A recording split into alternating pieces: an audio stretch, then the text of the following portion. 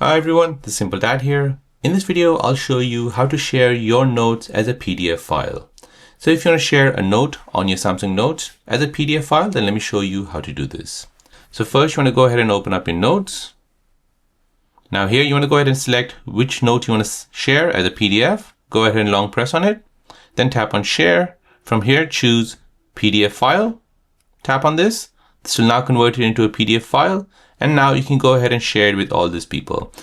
Down below, you can go ahead and share it with WhatsApp, Gmail, Message, and so on. So there you go, guys. That is how to share a note as a PDF on Samsung Notes. If you're new on the channel and you want to find out more about your iPhone, your Android phone, or any other social media apps, then don't forget to subscribe to this channel to become a part of the Simple Dad community. Hit the like button if you find this video useful.